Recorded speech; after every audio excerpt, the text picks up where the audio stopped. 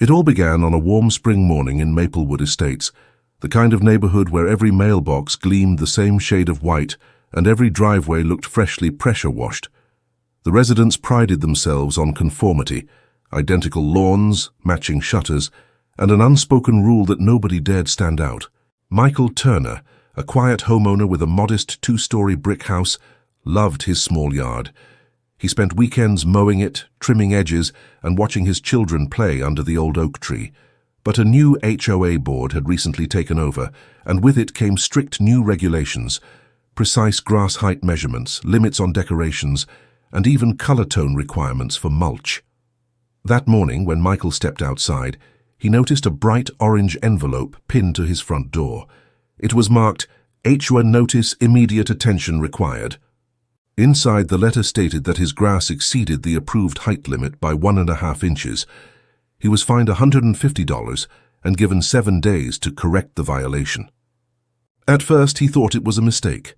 His lawn was green, trimmed, and far from overgrown, but when he looked around, he realized his neighbors' yards looked exactly the same, yet only his house had been tagged.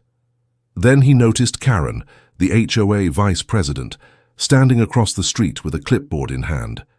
She was known in the community for her devotion to neighborhood standards. Her glare carried an authority that made most people obey without question. Michael tried to comply. He mowed again the same afternoon, cutting the grass shorter than ever before, but the following week another fine appeared, this time for uneven trimming. It was clear this wasn't about the grass, it was about control. The HOA's tone grew more aggressive. Letters came twice a week. One cited his improperly edged flower bed. Another mentioned his non-conforming mailbox sticker. Every notice carried a fee, and every fee added to his frustration. Soon, he'd spent nearly $600 just trying to stay compliant. But the final straw came when he received a letter titled Final Warning Property Inspection Failure. It declared that his lawn, despite being perfectly maintained, was still in violation of community aesthetics. The letter included photos, zoomed-in images of individual blades of grass circled in red ink. That night, Michael sat in his garage staring at the stack of notices. The hum of his lawnmower sat silent beside him. He realized he could mow every day and still never meet their standards. Something deeper was at play. A desire by the HOA board to make an example out of him, to show everyone who truly ran Maplewood Estates. He decided then that if the HOA wanted perfection, they would get it, just not the way they expected. He began researching alternatives, scrolling through videos and homeowner forums late into the night. That's when he discovered synthetic turf, perfectly green, maintenance-free, and always the exact height. The idea sparked something inside him, not rebellion, but resolution. He planned every detail carefully, the measurements, the color tones, the supplier. If the HOA wanted uniform beauty, he would deliver something flawless, something no one could ever fine him for. By the time the weekend arrived, he had made his decision. The mower was rolled to the back of the garage, never to be used again. The next Monday, a delivery truck pulled up to his driveway, loaded with rolls of pristine, emerald green fake turf. And by the end of the day, Maplewood Estates was about to get the surprise of its life.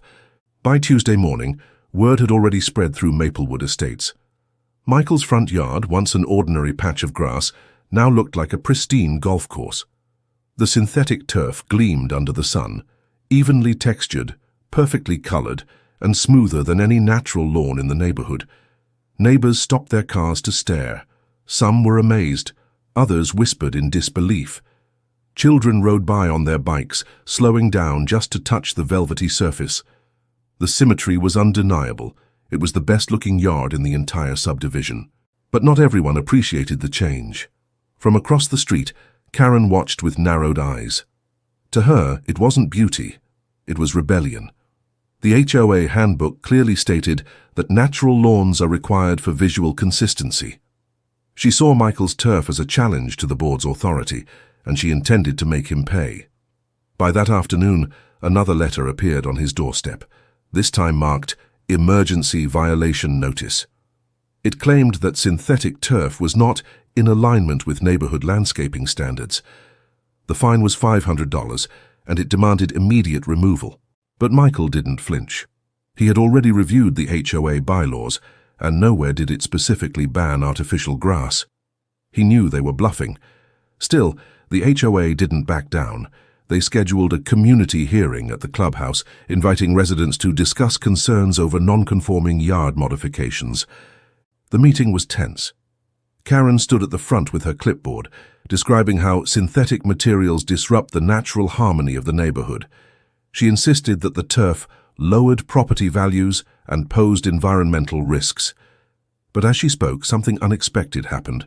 Residents began to murmur in disagreement. One by one, neighbors voiced their admiration for Michael's lawn. They praised its cleanliness, its perfect color, and the fact that it stayed green even in drought conditions. Someone joked that they wanted to know where he bought it. Karen's authority began to crack. Her expression stiffened as she realized she was losing support. The HOA board, sensing the crowd's shifting mood, hesitated to enforce the removal. They postponed the decision, claiming they needed to review policy language. That weekend, something remarkable happened. Another homeowner down the street installed their own turf, then another. Within 2 weeks, nearly 5 lawns had been converted, transforming the once uniform neighborhood into a patchwork of bright green perfection. Karen was furious. She began patrolling the streets daily, taking photos, recording evidence of violations. Her clipboard became her weapon. But each time she submitted a complaint, the HOA's response grew weaker. They couldn't fine half the neighborhood. By early summer, the HOA mailbox overflowed, not with complaints but with petitions. Homeowners demanded that synthetic turf be officially approved. The movement had grown beyond Michael's yard. It had become a silent protest against overregulation. Karen tried one last tactic. She claimed that the turf installation caused drainage problems. But during a brief afternoon storm, the water flowed perfectly, proving her wrong in front of several witnesses. Her credibility collapsed entirely. By mid-July, the HOA had no choice but to hold a vote. The board members, facing overwhelming support from residents, passed a new amendment. Synthetic lawns were now officially permitted in Maplewood Estates. Michael's quiet act of defiance had sparked a community-wide change. But the story wasn't over. The summer heat was about to test both the turf and the tempers to their limits. The peak of August brought record-breaking heat to Maplewood Estates. The sun scorched the streets, and the once green lawns turned brittle and brown, all except for the synthetic ones. Michael's turf still looked flawless, shimmering under the golden haze. The HOA board had officially adapted to the change, and many homeowners followed suit. The neighborhood now looked vibrant again, alive with color and individuality. People smiled as they walked past each yard, grateful for the freedom to choose. But Karen had grown more bitter with each passing week.